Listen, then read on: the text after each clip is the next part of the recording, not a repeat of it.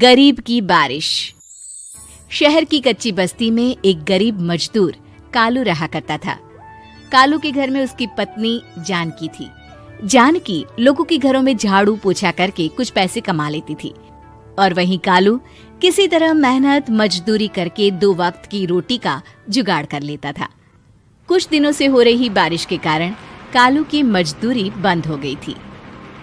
अरे जानकी, इस बार तो बरसात ने हद ही कर दी, रुकने का नाम ही नहीं ले रही। कुछ समझ में नहीं आ रहा, अगर इसी तरह काम पर नहीं गया तो 2 वक्त की रोटी का जुगाड़ कैसे होगा। अरे तुम चिंता क्यों करते हो, बारिश का क्या है, 1 आध दिन में रुक जाएगी और उसके बाद में फिर से काम शुरू हो जाएगा। अरे 3 दिन तो हो गए, बरसात तो रुक ही नहीं रही है और आगे भी रुकने के कोई आसार नहीं दिख रहे। तो क्या हुआ, तुम्हारा काम बंद हुआ है ना? मैं तो अभी भी लोगों के घर झाड़ू पोछा करने जाती ही हूँ। मेरे पगार से कुछ दिन तो निकल ही जाएंगे।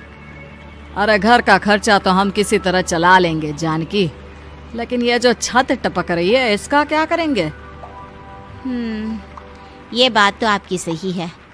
हमारी झोपड़ी अब काफी पुरानी हो चुकी है और इसके छप्पर में भी कई सारे छेद हो गए हैं। रात भर पानी टपकता रहता है। अरे मैं भी इसी बात से बहुत परेशान रहता हूँ। कहीं किसी दिन ज्यादा बारिश आ गई तो हमारी झोपड़ी टूटकर बिखर ना जाए। राम राम राम, ऐसी अशुभ बातें क्यों करते हो?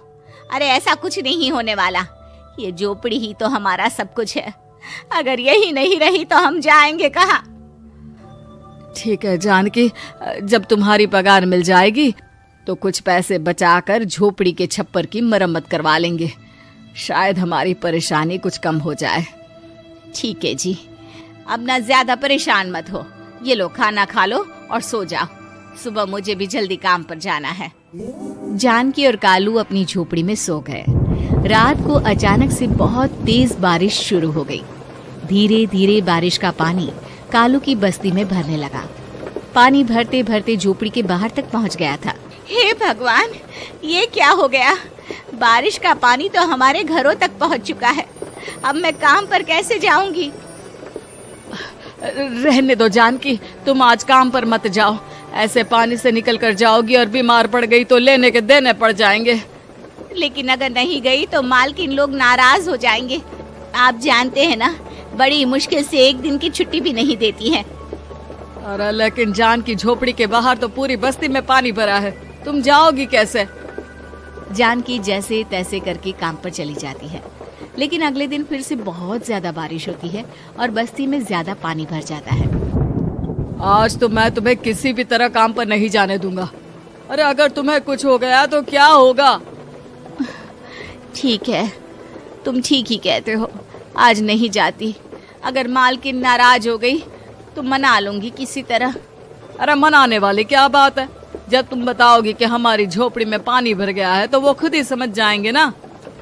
जानकी, कालू और आसपास की बस्ती में रहने वाले सभी लोगों के घरों में पानी भर जाता है, जिसकी वजह से जानकी काम पर नहीं जा पाती और 3 दिन के बाद जैसे ही जानकी काम पर पहुंचती है। कहाँ थी तुम? पिछले 3 दिनों से काम पर क्यों नहीं आई? मेम साहब, क्या बताऊं, इतनी ज्यादा बारिश हो रही थी, हमारी पूरी बस्ती में पानी भर गया है और उससे भी ज्यादा तो मेरी झोपड़ी के अंदर पानी भर गया। आप ही बताइए कैसे आती मैं? इसका मतलब ये हुआ कि बारिश होगी तो तुम काम पर नहीं आओगी? ना ना, मेरे कहने का ये मतलब नहीं था मेम साहब। तुम जानती भी हो 3 दिन से कितनी परेशानी हो रही है मुझे। सारा काम मुझे खुद करना पड़ा। माफ कर दीजिए मालकिन जी, पर मैं क्या करती, आने के लिए रास्ता ही नहीं था। सब जगह पानी भरा हुआ था। बहाने तो तुझे बहुत बनाने आते हैं। जानकी देख, अगर अगली बार ऐसा किया ना तो फिर काम से हमेशा के लिए छुट्टी। अरे ना ना मालकिन, ऐसा मत कीजिए। बारिश की वजह से मेरे पति की मजदूरी भी छूट गई है। बड़ी मुश्किल से घर में 2 वक्त खाने की रोटी का जुगाड़ हो पाता है। आप मुझे काम से निकाल देंगे तो हम क्या खाएंगे? अगर इतनी ही चिंता है तो फिर रोजाना काम पर आया करो। चलो अब जल्दी से जाकर घर का सारा काम करो। बारिश रुकने का नाम ही नहीं ले रही थी। पूरे शहर में बाढ़ जैसे हालात बन गए थे, लेकिन नौकरी जाने के डर से जानकी किसी तरह रोज काम पर जाती थी। एक दिन जब जानकी काम करके अपने घर लौट आई तो अचानक उसकी बस्ती में कुछ लोगों का शोर सुनाई दिया। अरे लगता है बाहर कुछ हुआ है, मैं जाकर देखता हूँ। हाँ हाँ, पता तो कीजिए, ये बस्ती में लोग इतना शोर क्यों कर रहे हैं? बाहर जाकर कालू ने एक आदमी से पूछा। अरे क्या हुआ भाई, इतना शोर क्यों मचा रहा है? अरे क्या बताए भैया, अपनी बस्ती के बाहर एक पुल टूट गया है और वहाँ पर एक कार फंसी है। थोड़ी देर में अगर किसी ने नहीं बचाया ना तो वो कार पानी में बह जाएगी। ये क्या कह रहे हो भैया, कार के अंदर कोई है क्या? हाँ, कोई औरत बैठी है, अकेली है, बहुत रो रही है बेचारी, मदद के लिए बुला रही है। अरे तो हमें जाकर उनकी मदद करनी चाहिए ना। अरे लेकिन इसमें बहुत खतरा है, हमें अपने आप को बचाना चाहिए। पानी कभी भी हमारी बस्ती की तरफ आ सकता है। अरे तुम्हें नहीं चलना तो मत चलो, लेकिन मैं तो जाकर उस औरत की मदद जरूर करूंगा। कालू उस जगह पर पहुंचता है जहां वो औरत कार में फंसी हुई थी। वहां पर पानी का बहाव बहुत तेज था और सारा पानी कालू की बस्ती की तरफ ही आ रहा था। कालू ने एक बड़ी सी रस्सी को पेड़ से बांध दिया और दूसरे सिरे को कार की तरफ फेंक दिया और उस औरत को रस्सी के सहारे बाहर आने के लिए कहा। तभी वहां जानकी भी दौड़ती हुई आई।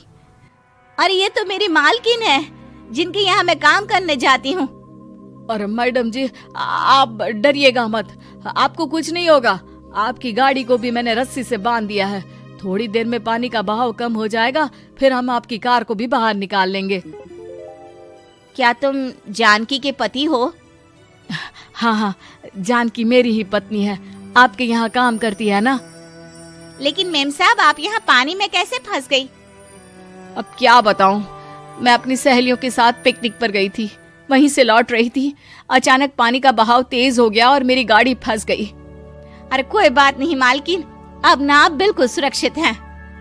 मैं तो बहुत बुरी तरह डर गई थी, कब से मदद के लिए चिल्ला रही थी, लेकिन कोई मेरी मदद के लिए नहीं आया। भला हो तुम्हारा पति का जिसने मेरी जान बचा ली। लेकिन जानकी, मैंने तुम्हारे साथ बहुत गलत व्यवहार किया। इतने खराब मौसम और बाढ़ में भी तुम्हें काम पर आने के लिए कहा, नौकरी से निकालने की धमकी भी दी, और तुमने मेरी जान बचाई। मुझे माफ कर दो। अरे कोई बात नहीं मालकिन, आपकी जान बचाना तो हमारा धर्म था। देखो जानकी, तुम्हारी झोपड़ी में जो भी नुकसान हुआ है उसके लिए मैं तुम्हें पैसे दूंगी। आज तुम्हारे पति ने मेरी जान बचाई है और आज के बाद मैं तुम्हें कभी भी नौकरी से निकालने की धमकी नहीं दूंगी। आपका बहुत बहुत धन्यवाद मालकिन।